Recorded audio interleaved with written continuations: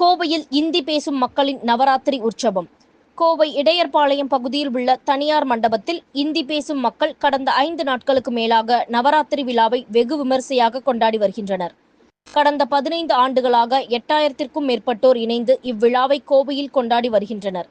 இந்த ஆண்டு விழாவின் சிறப்பம்சமாக பிரம்மபுத்திராவில் இருந்து எடுக்கப்பட்ட மண்ணால் துர்க்கையம்மன் சிலை உருவாக்கப்பட்டு மண்டபத்தில் நிறுவி வழிபாடு நடைபெற்றது. அதோடு ஹரித்வாரில் இருந்து 100 ஆண்டுகள் பழமையான கலசமும் கொண்டு வந்து வழிபாடு நடத்தப்பட்டது. நவராத்திரி விழாவின் போது பக்தி பாடல்கள், பக்தி நடனங்கள் உள்ளிட்ட பல்வேறு நிகழ்ச்சிகளும் நடைபெற்றன.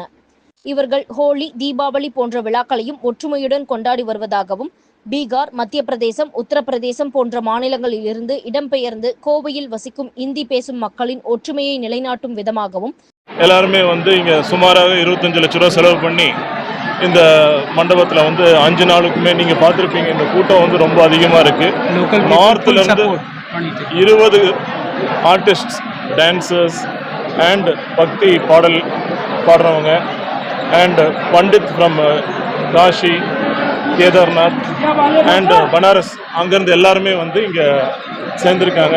மந்திரங்கள் ஜாபம் பண்ணியிருக்காங்க. இன்றைக்கி சப்தமி அன்னைக்கு துர்கை அம்மாவோட கண்ணில் ரெட் கலர் கர்ச்சீஃப் ஒன்று போட்டிருந்தாங்க. இது வரைக்கும் இன்றைக்கி தான் ஓப்பன் பண்ணியிருக்காங்க.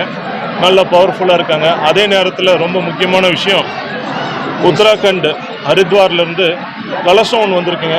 எல்லா நதிகள்லேருந்து தண்ணி, அந்த நதி தண்ணியை எடுத்துகிட்டு அங்கேருந்து பூஜை பண்ணி, அதே நேரத்தில் காயத்ரி மந்திரம் 100 வருஷமாக உபச்சரிச்சுட்டு இருக்காங்க.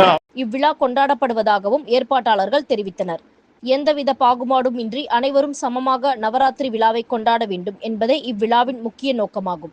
ஆதர்ஷ் யூபி சமாஜ் உத்தரப்பிரதேஷ் அவர்கள் நடத்துகின்ற இந்த துர்கா பூஜை கலந்து கொண்டதில் நான் பெருமகிழ்ச்சி அடைகின்றேன்.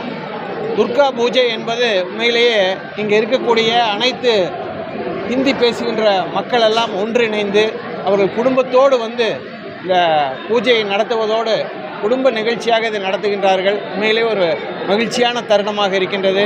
இப்படிப்பட்ட பூஜைகளை எல்லாம் கண்டு கழிக்கும் பொழுது இப்படிப்பட்ட ஒரு ஒற்றுமை, இந்திய ஒற்றுமை, அவர்களுக்குள்ளே இருக்கக்கூடிய ஒற்றுமையை நிலைநாட்டுகின்ற வகையில் இது அமைந்திருக்கின்றது.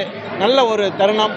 இப்படிப்பட்ட பூஜைகளை எல்லாம் அடிக்கடி நடத்தும் பொழுது, அதாவது குடும்ப ஒன்றிணைப்பு என்று சொல்வார்கள், அந்த குடும்ப ஒன்றிணைப்பு என்கின்ற நிகழ்ச்சி இங்கே நடைபெறுகிறது.